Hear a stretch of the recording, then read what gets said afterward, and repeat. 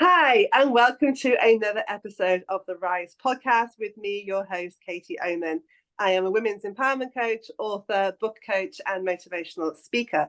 And this podcast is a place where I'm going to speak to some really inspirational, phenomenal women to hear their stories so that we can all get a big boost of just magic and power and inspiration for ourselves. And today I have a woman who I'm sure is going to tick all those boxes for us and more. It is the wonderful Jen Bailey-Hobbs, and I'm so happy that she's agreed to come on this podcast with me today. I know it's going to be a really good conversation. So Jen, thank you so much for being here with me today. Well, thank you for inviting me, Katie. I'm really excited to have this opportunity just to have a good old chat with you. So thank you. Oh, absolutely. I really feel it's going to be a good one. I can tell already. So let's start the conversation, shall we? By just introduce yourself and tell me and the watchers of this video all about you and what kind of things do you do. Give us an overview of who is Jen. Who is Jen? So I shall start off with the most important part of me is that I'm a nonna. So I've got a 2-year-old grandchild called Mia, who I love with all my heart. So she's my world. And surrounding that is a beautiful family of 2 sons and a wonderful husband and a great extended family and a network of wonderful friends. We live in West Wales in the UK, right on the harbour front. So we're very blessed that when we open our windows, we're greeted every morning by the seagulls and the waves. But a very different life I've engineered for myself over the last, I'd say 7 to 8 years. So a little bit about myself is I've got a policing background. So I worked for Wiltshire Police for 30 years. Obviously, I started at 10. And you say, gosh, where's time flown? So I'm a country girl by heart, and as a young child, we always lived in the country, and then left home quite early on, and then joined banking, and then went into a policing environment, which I absolutely loved. It was a great environment for me because it was just so energetic, so spontaneous, and really just didn't know each day what you're going to be faced with. It's a very challenging career. I had my children sort of 29 and 27 years ago. And then shortly after I had my children, I became a single parent. So I think that's when my challenges really did. I was really stretched as a human there in relation to balancing my career, which was extremely important for me, and then providing that stability and just that beautiful, loving, nurturing environment for my children. And also always being there for my friends. So my career was developing and growing, and I became quite a senior police officer before I actually retired. But what I found, and traditionally, or just all the way through my life, I've always been serving everybody else. And I was always the bottom of the food chain. And I don't know if you ever experienced that, but I actually think I probably was just on the first run, but everyone would use me as that first step.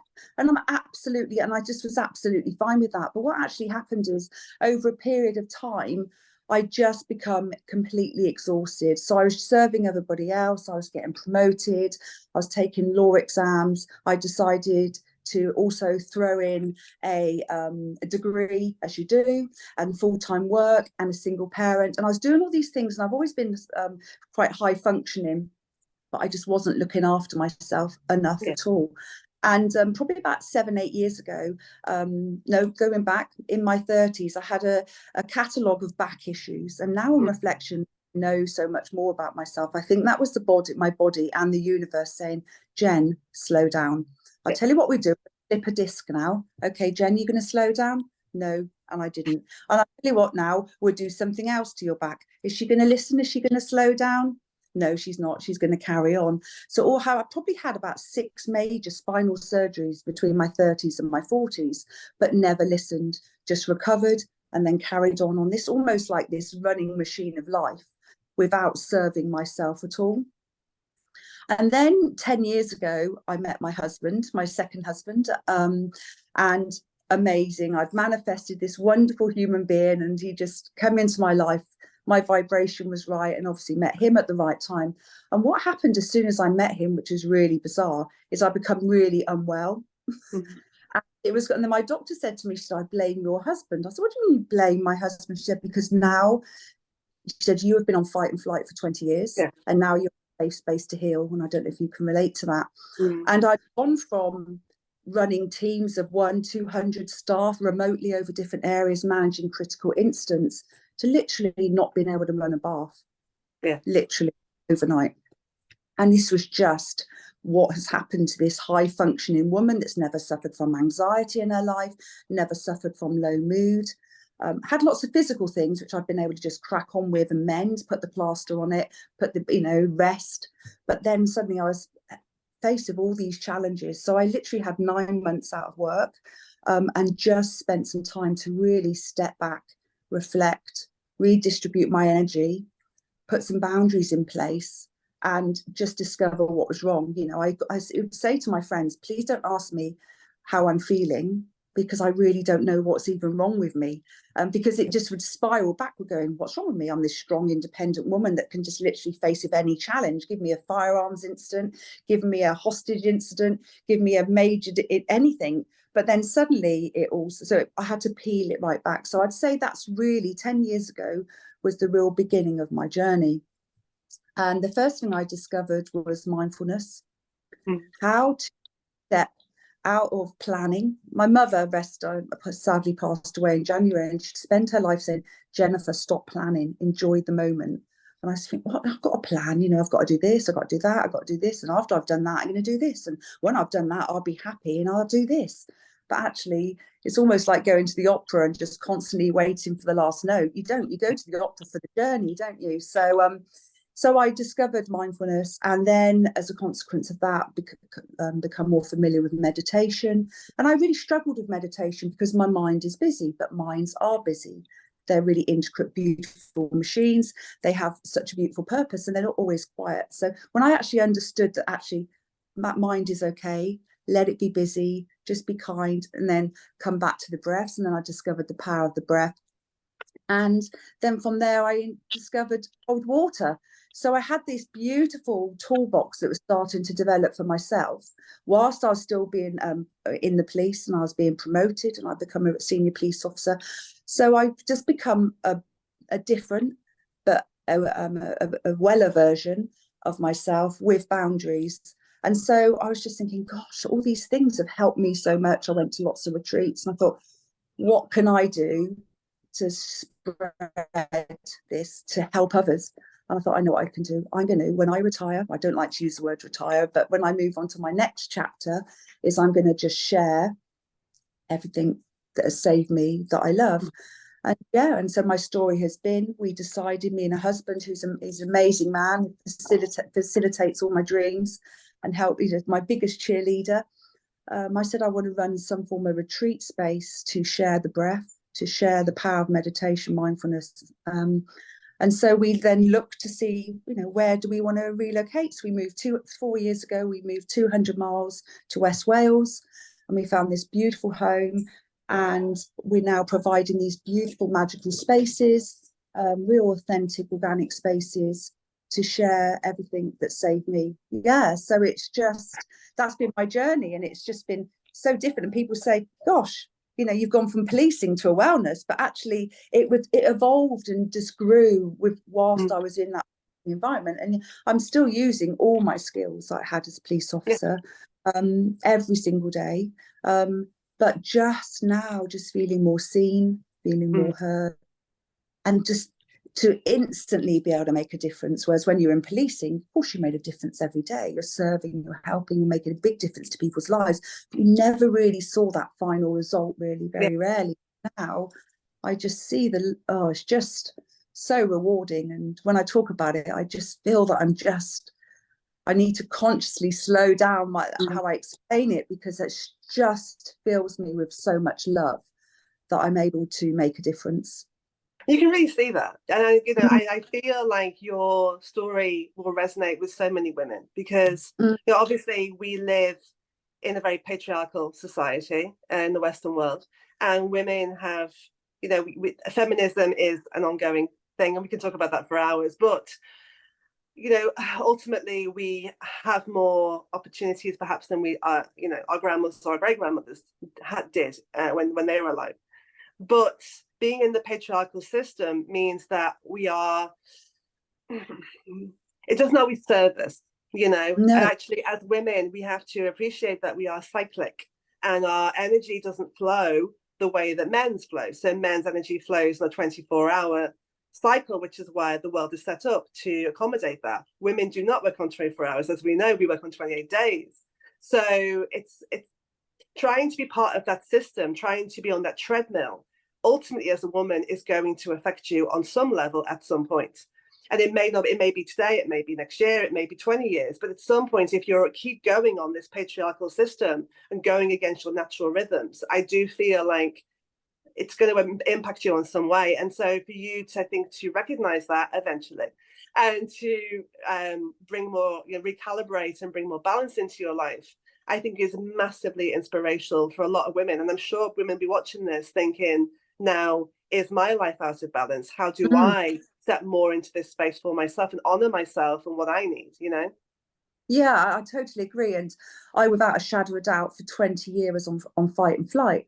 And I needed to be in that state because I was so in my masculine, which I still bounce. I probably am in my masculine more than my feminine, even now, because that's just how I function. But I'm so much more aware now of how I just really need to just balance out all the various aspects and just distribute my energy. That's just been just, a real, and it is, we're on this running machine of life. And how often do you just put your hand on your heart and just say, what do I need to serve me right now? And it's just the smallest, most simplest thing to do. But when, I'd spend my life, and I'm sure other women do, is asking everyone else, what do you need? How can I help you? How can I serve you? But in order for you to be the best version is, can you see me? Yeah. In order for you to be your best version, you just need to serve yourself first. And it's now that I am fully aware of that. And I just share it. What's wonderful is I have these most beautiful humans that come, and everyone is called for the same sort of reasons or different reasons. And there's usually themes running through the people that come on to our events and our retreats. But they're so the demographic. I have people in their 20s and people in their 60s, 70s, and it's wonderful because you're able just to share so many tools. And I wish I'd known this in my 20s. But then I made the mistakes that I did. Or had the experience I had if I hadn't, and then I wouldn't be on the path that I'm on now. So exactly, I totally resonate with that, and I agree with you. So the next question I normally ask is, what do you love about what you do? But I think you've kind of covered that because you're so passionate when you talk about it, and it's very clear that this is part of your purpose and your mission and your calling, because you light up like a Christmas tree when you're talking about it. It obviously means so much to you. So in that sense, then, is there any challenges with the work that you do, especially with the world we're living in at the moment? Yeah, and I think for me, the challenges for me is just being able to understand my distribution of energy. And because, that's what's your biggest challenge. I'd say probably the anxiety, the high functioning anxiety as a consequence of me always, I'm still a very, very driven person.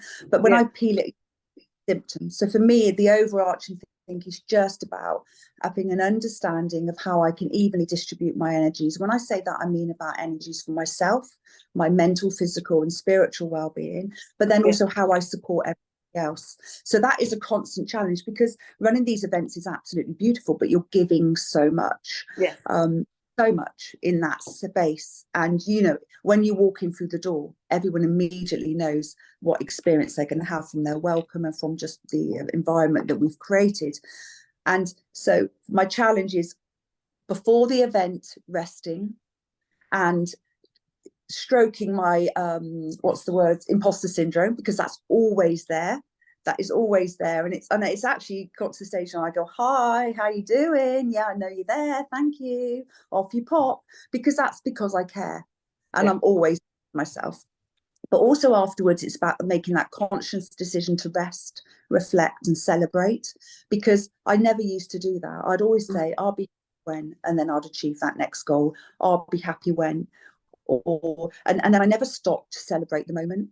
And actually, when you just and enjoy and reflect, it's just can help you just serve yourself in whatever way, physically and emotionally and spiritually. So that's my biggest is that distribution of energy and just looking after myself before and after.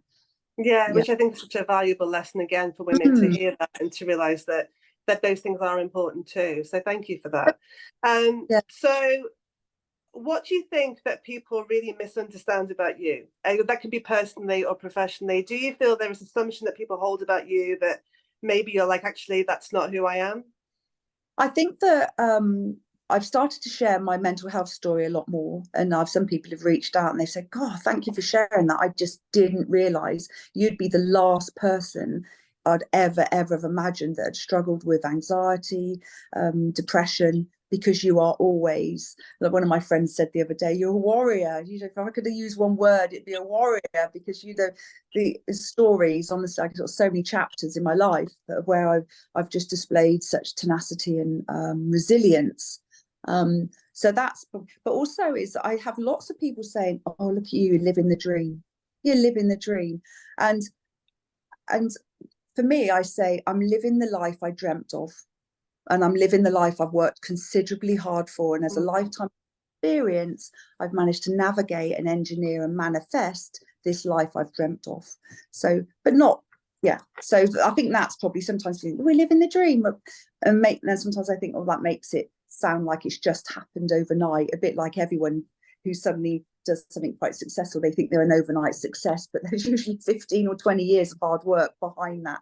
So yeah. So I think the other thing to say is, if you're living the dream, is that suddenly everything in your life is rosy and rainbows and unicorns. Like you can have the best, career path, or your calling, and you can be really honoring it. You can have a wonderful relationship. You can be in a wonderful, beautiful house. Does that mean that you have no issues or problems? No, because you're a human being on planet Earth. Like, hello. Yeah, and I'm, and I'll wake up and think, oh no, the overwhelm's there, but now I know what to do. Or the anxiety's so tight, I know what to do. I'll go for a walk, I'll do some breath, and I'll get into my ice bath. And then I know these things to do. I need to move, I need to breathe, and I need to experience some cold. And then so it looks from the outside that everything's perfect, but nothing is perfect for anybody. Everyone has their battles. What's so important, just never judge what you see, and just always treat everyone with kindness, because nobody knows what's going on behind anyone's eyes. Exactly. And that's really that's why I like to sort of be really authentic, because. And then when people think, oh God, Jen struggled. Oh, that's good then. Well, look what she's achieved, and she's really struggled, and the shit's really hit the fan for her on occasion. She's really had to dig deep. Yeah, we have to dig deep. And there's some days, and some days I feel like, God, I could run a marathon, and other days I can just literally have the energy just to get up and make a cup of coffee. Everyone has these internal battles, so don't assume. I always say to people, some days I am Beyonce, and some days I am Gollum, right? Yeah. But on my Gollum days now, I don't sit in the pit of misery like I used to for weeks and months on end. Now I'm like, I'm just having a bad day. We will try again tomorrow. Absolutely. And just to be honest as well with your dearest, nearest and dearest, and I was saying, Chris, my husband, I feel really, really anxious today. I'm not having a good day. And he goes, okay, you know what you need to do. And then there's other days I'm bounding down thinking, right, and now we're going to be an international, and he goes, oh no, I think I'd rather you have a day when you're saying you're feeling a bit but it's everyone battles, and it's just okay, just being kind to yourself. I've got this set, so that's I totally agree with you. I really do. So I will say the next question with air quotes, because I always do, but it's just a shorthand, and whenever I say it, it's because people, if I say just what's your biggest lesson, people may talk about the positive things, which is great, but actually from this space, what has been your biggest failure, and what did it teach you? I think I don't like the word failure. No, that's why I answer that. Yeah, I know. But actually, it's a life lesson. It was about just listening to myself, listening to my body. Would I do anything differently? No, now, probably not, because actually I wouldn't have been on this path. And I think all these things were meant to happen. But, surely my body was telling me, bloody slow down, Jen. If you're having 6 operations in 10 years and I still didn't listen. That was my biggest lesson. And however, my greatest learning come from that. So actually, it was a really good thing to happen. yeah, so that was my biggest lesson, just to slow down and just listen to myself.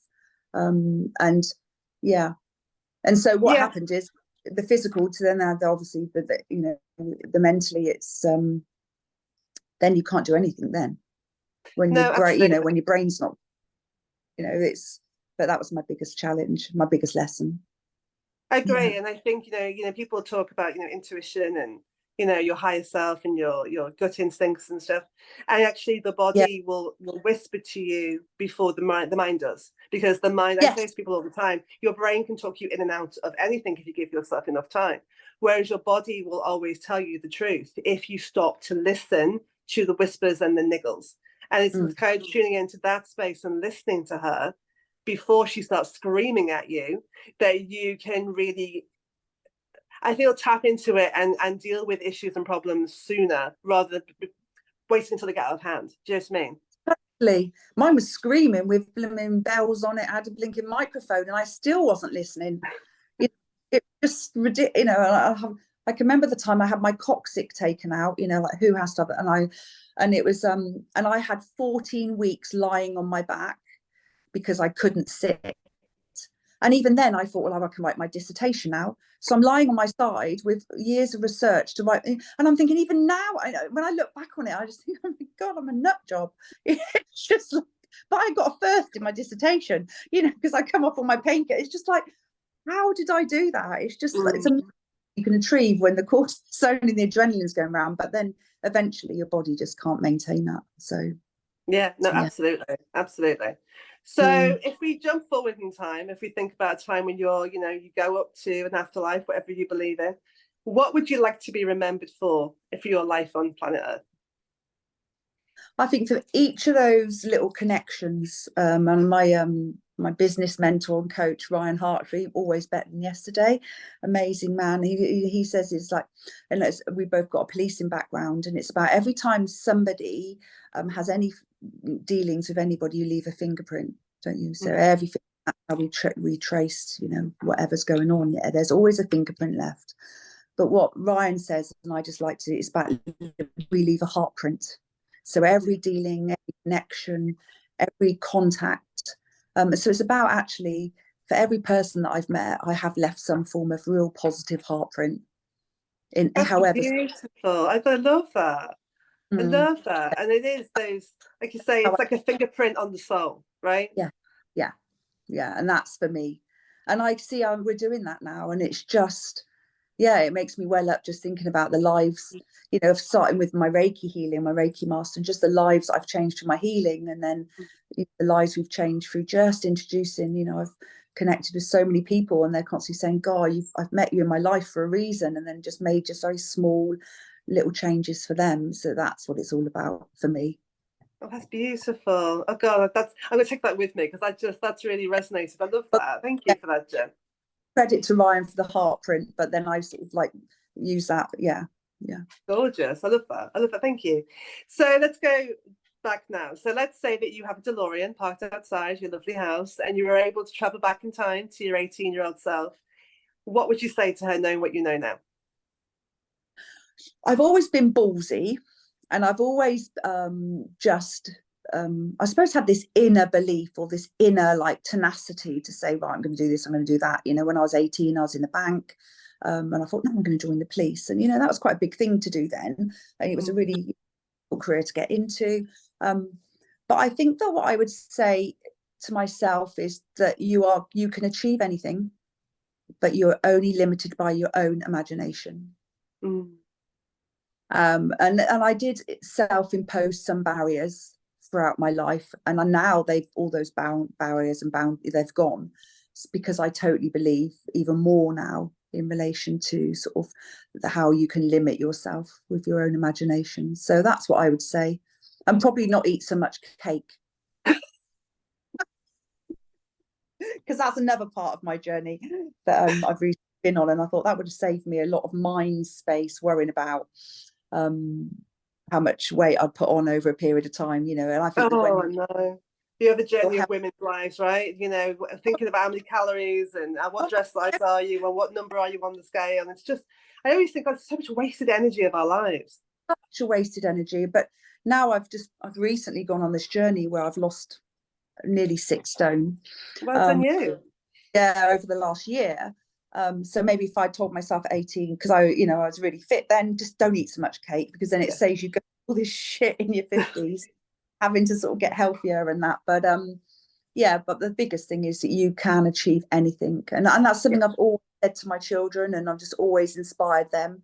So my youngest really dyslexic, and I said, you can achieve whatever you want to achieve. It might take you a little bit longer, or you might have to do a slightly different journey, but there's no limitations. And that's beautiful. Thank you for that.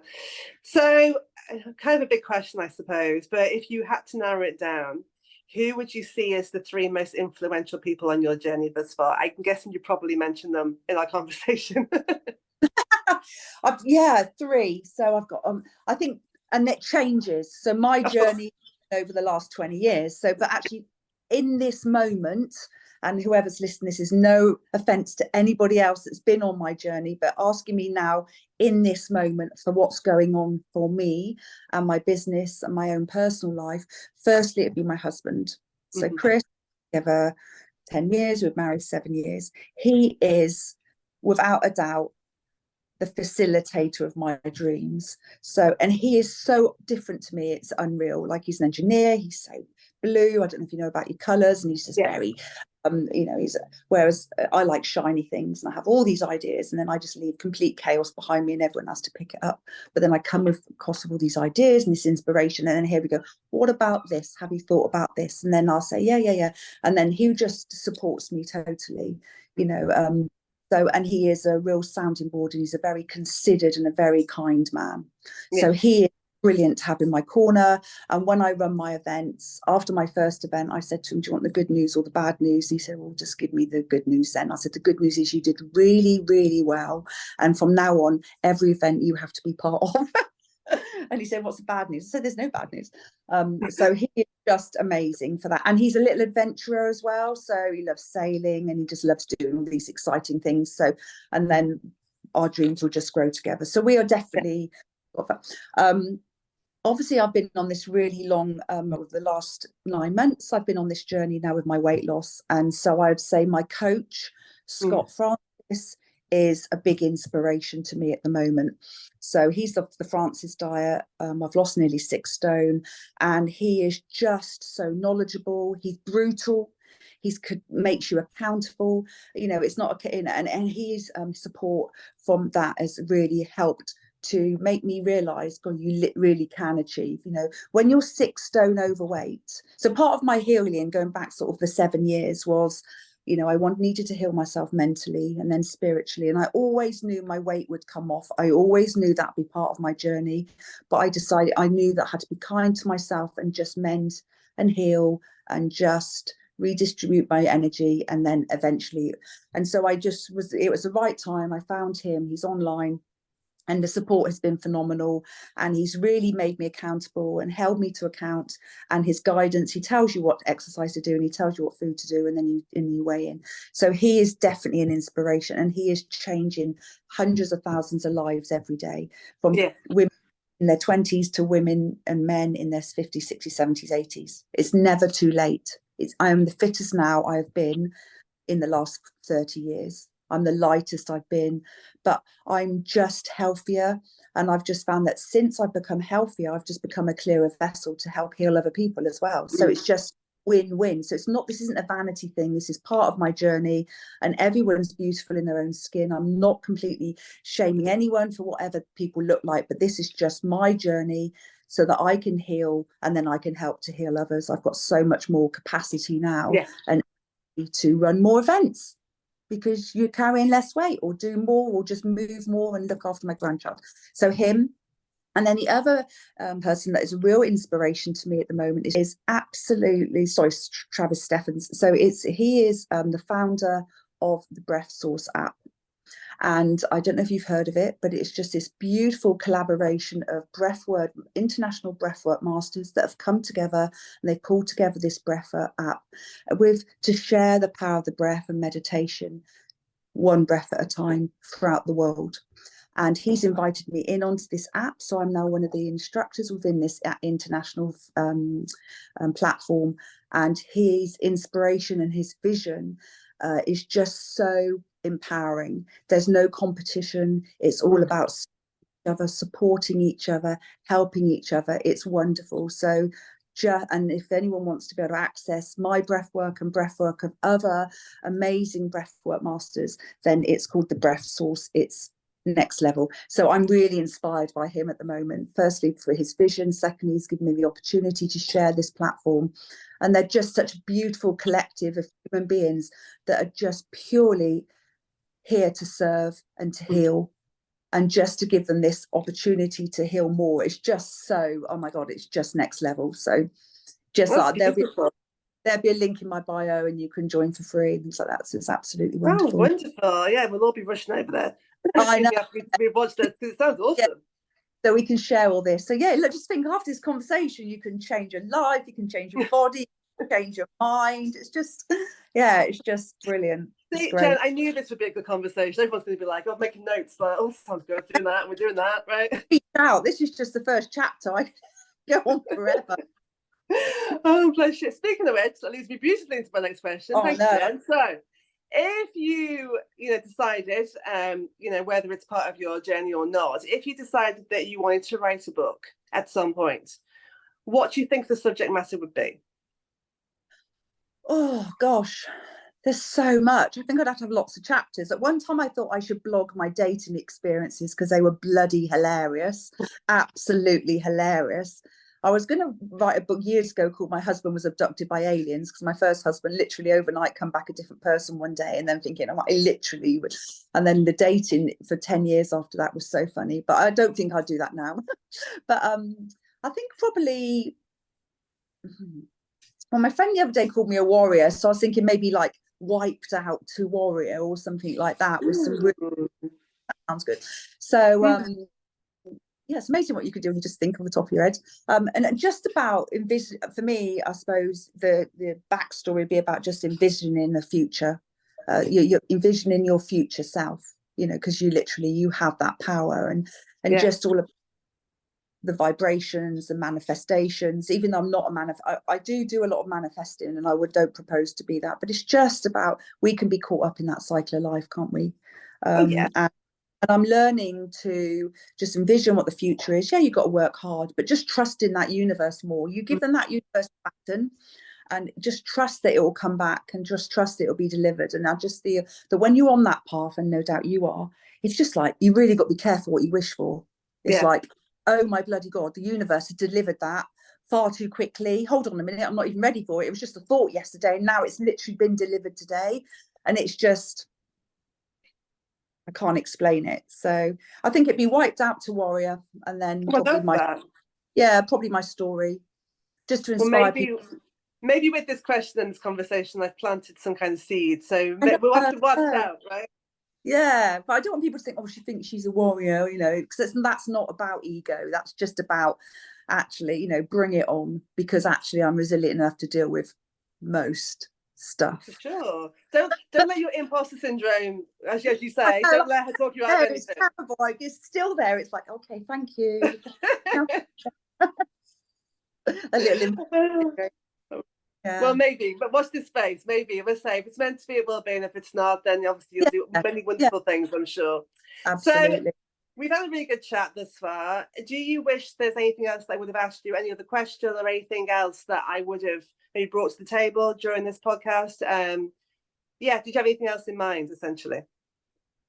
It's just been such a lovely chat. It really, really has. And I think for me, it's just about just always making sure that I'm not sat in my comfortable. I think for you would be one of the. So the question would be, what's your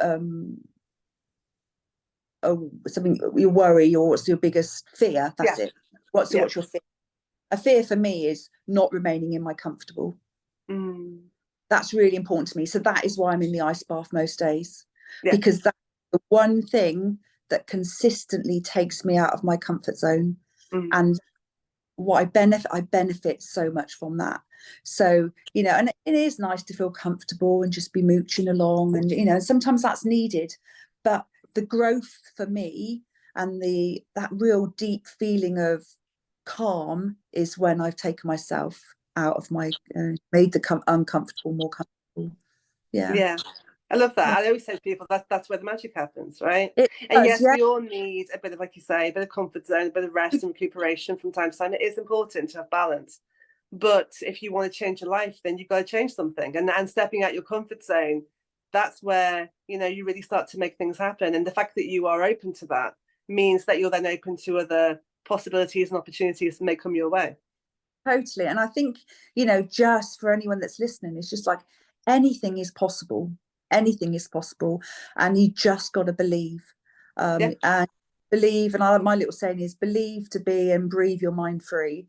You know, so it's about using the breath and it's just you have control over your destiny. And but you know, and sometimes it's really difficult to remain in that positive mindset, but by just literally trying to change that narrative, trying to, you know, and I've got my sayings is you wouldn't let arseholes live in your house, so why do you let them live in your head? That's probably something I would have told my 18-year-old self, because actually I think that's really funny, because, you know, the things that I used to say to myself internally is you would never say to anybody else, because you think, oh, that's absolutely horrid. Why would you speak to anyone like that? And you're saying that to yourself.